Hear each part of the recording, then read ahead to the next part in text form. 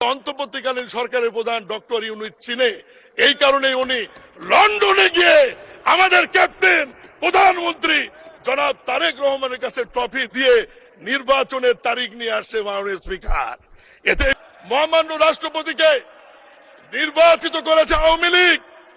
শোনেন বিরোধী দল বন্ধুরা, মাননীয় স্পিকার, এই মহামান্য রাষ্ট্রপতির মুখ দিয়ে, এই রাষ্ট্রপতির বক্তব্যের মধ্য দিয়ে এই সংসদে আমরা বলেছি মহান স্বাধীনতার ঘোষক শহীদ রাষ্ট্রপতি জিয়াউর রহমান।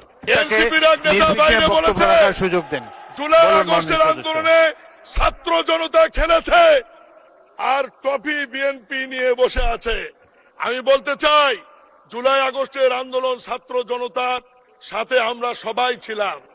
ট্রফি আমরা কারো কাছে নিতে যাইনি। ক্যাপ্টেনকে এটা অন্তর্বর্তীকালীন সরকারের প্রধান ডক্টর ইউনূস চিনে, এই কারণে উনি লন্ডনে গিয়ে আমাদের ক্যাপ্টেন প্রধানমন্ত্রী জনাব তারেক রহমানের কাছে ট্রফি দিয়ে নির্বাচনের তারিখ নিয়ে আসছে মাননীয় স্পিকার। এতেই প্রমাণিত হয় ছাত্র জনতার আন্দোলনের নেতৃত্বের মূল ভূমিকা কোন দলের ছিল, কোন নেতার ছিল।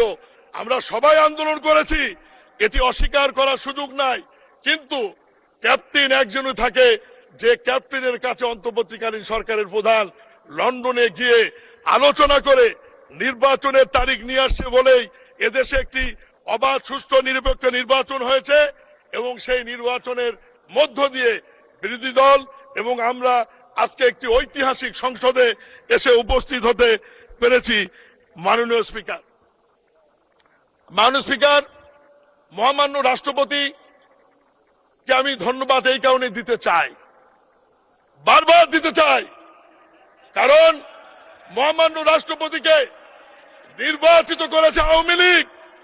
শোনেন বিরোধী দল বন্ধুরা, মাননীয় স্পিকার, এই মহামান্য রাষ্ট্রপতির মুখ দিয়ে, এই রাষ্ট্রপতির বক্তব্যের মধ্য দিয়ে এই সংসদে আমরা বলেছি মহান স্বাধীনতার ঘোষক শহীদ রাষ্ট্রপতি জিয়াউর রহমান।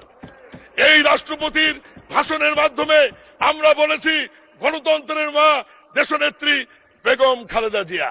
এই মহামান্য রাষ্ট্রপতি আওয়ামী লীগের দ্বারা নির্বাচিত, উনি বক্তব্য বলেছেন আওয়ামী লীগ ফ্যাসিস্ট, আওয়ামী লীগ স্বৈরাচার, আওয়ামী লীগ ভোটচোর। এই কথাগুলি মহামান্য রাষ্ট্রপতি এই সংসদে যখন বলেছে, এই কৃতিত্ব বিএনপির এবং সংসদ নেতা জনাব তারেক রহমানের।